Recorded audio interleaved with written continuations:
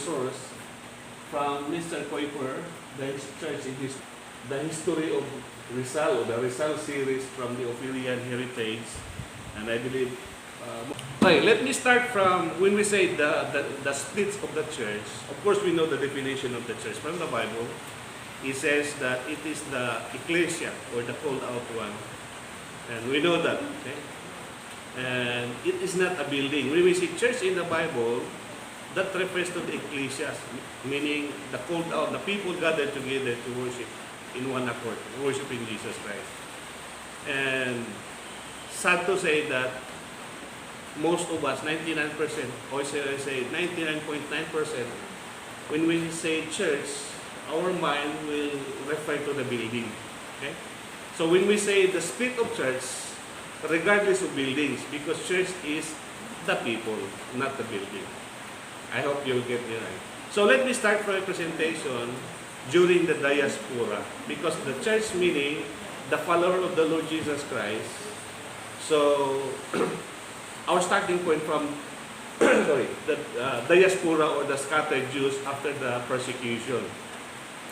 And today to that, the date not exactly, but some will say 65 AD, some will say 72 AD.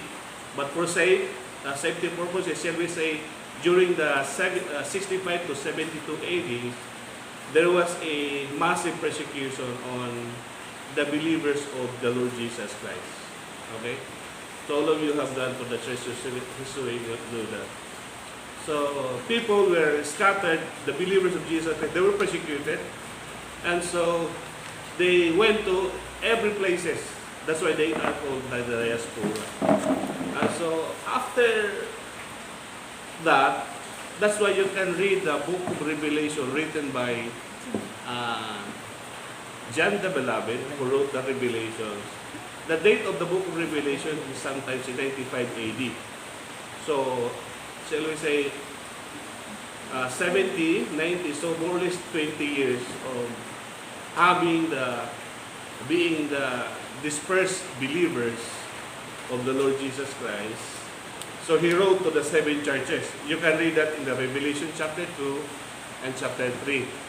So we call that, when he wrote that, bear in mind that the Revelation was written to the 7 churches. And by the way, the 7 churches signifies the 7 attitude or characteristic of the churches after the disintegration or dissolution. And so, let me fast forward. After the 95 AD, there was a massive persecution on them, and we cannot read that in the Bible anymore. Okay?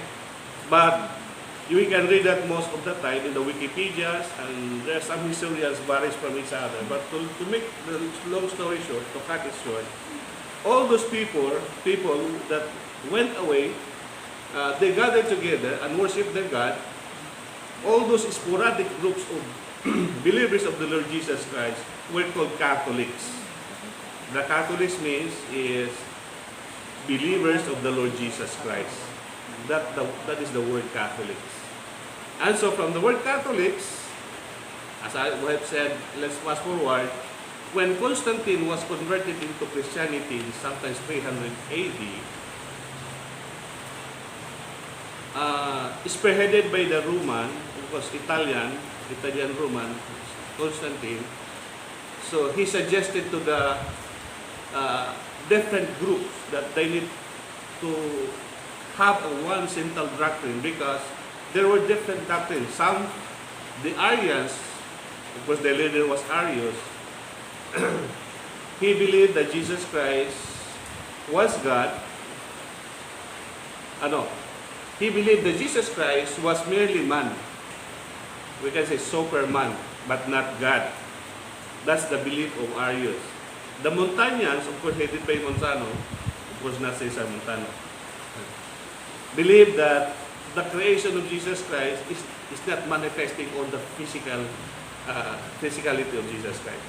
So when Constantine heard that, because Constantine was the emperor during those days, in fact he was the great Constantine already, so he suggested, and then in 325 AD comes the first, when we say, solid, centralized doctrine of those sporadic believers of Jesus Christ, which is namely Catholics.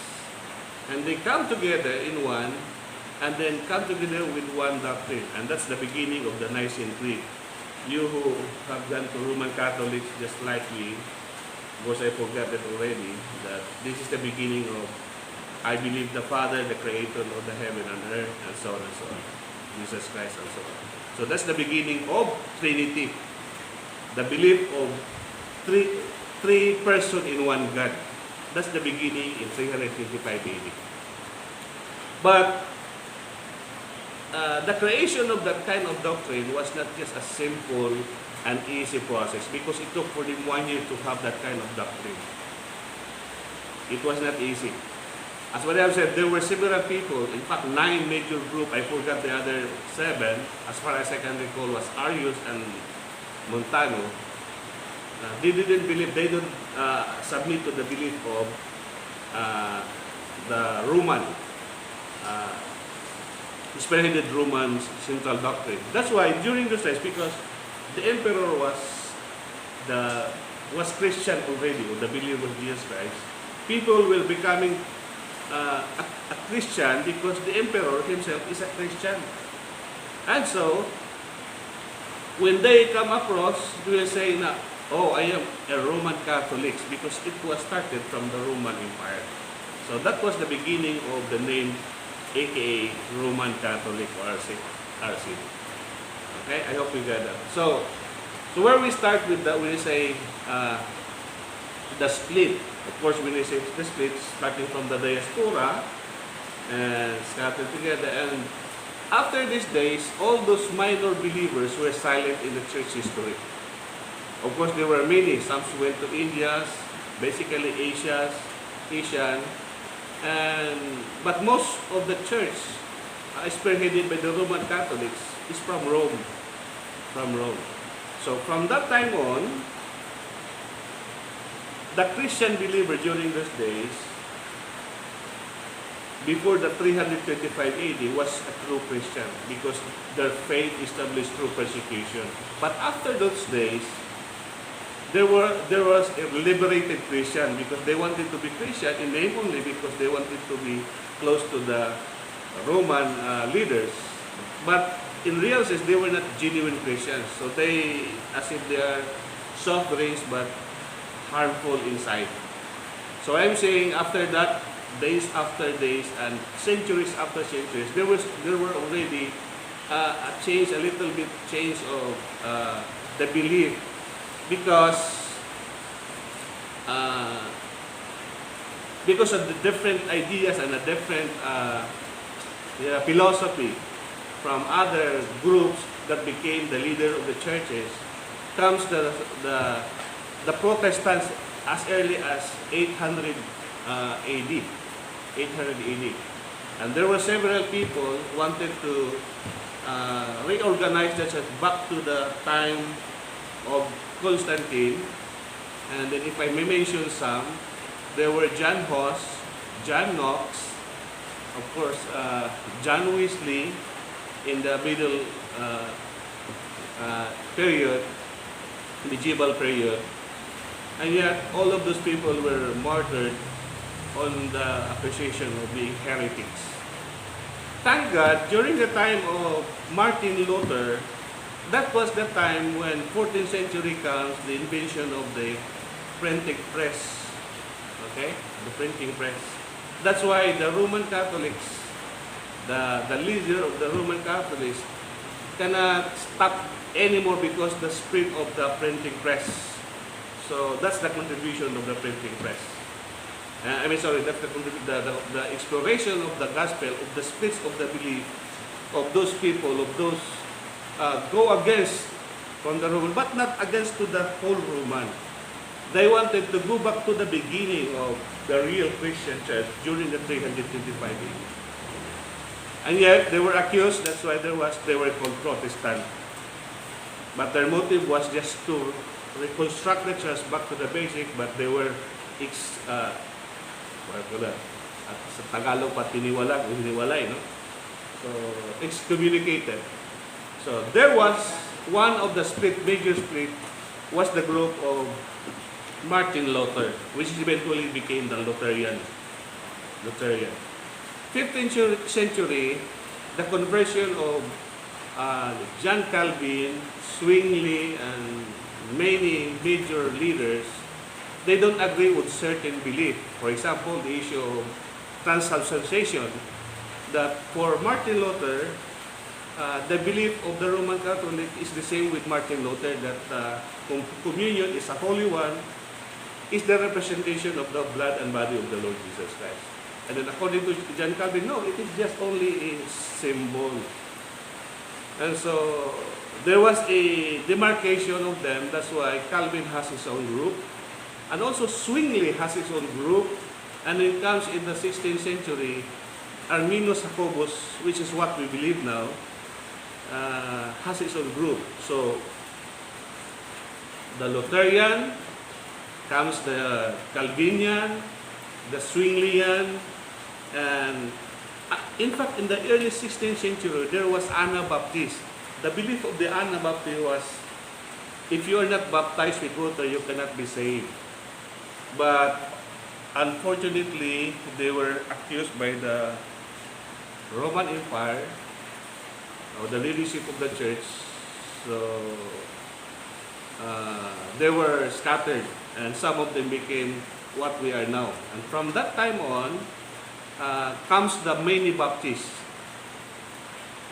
For example, if they are assigned on the northern part, they become Northern Baptists, and some in the southern part, Southern Baptists. And then on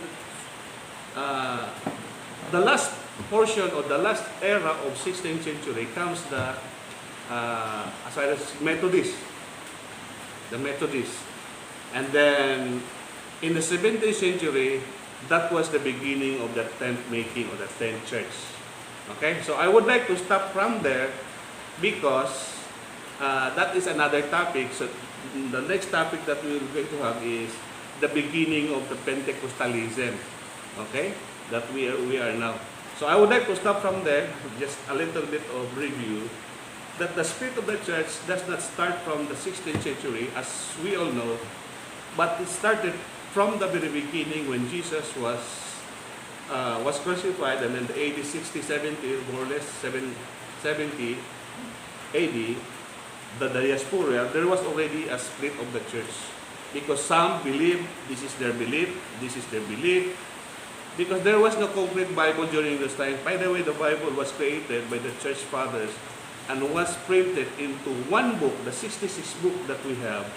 Unfortunately, it was not in English. It was in Latin Vulgate, Latin, in 465 AD. So take note of that, the difference. So what if I am the leader from the diaspora and I have this learning from the apostles' teaching, but I have also my personal interest. So that personal interest, it sounds godliness, that is infiltrated to the church, and that becomes who we are now. And so with the other groups, being the diaspora of groups. That's why there was a split of many beliefs. And that's the beginning of the disintegration of the believers of the Lord Jesus Christ. Okay? This is just a review. There was a massive protest during the 9th century, 1000 AD, 11 AD, 12 AD, and until such time when printing press was discovered, invented, and then comes the splits of many denominations.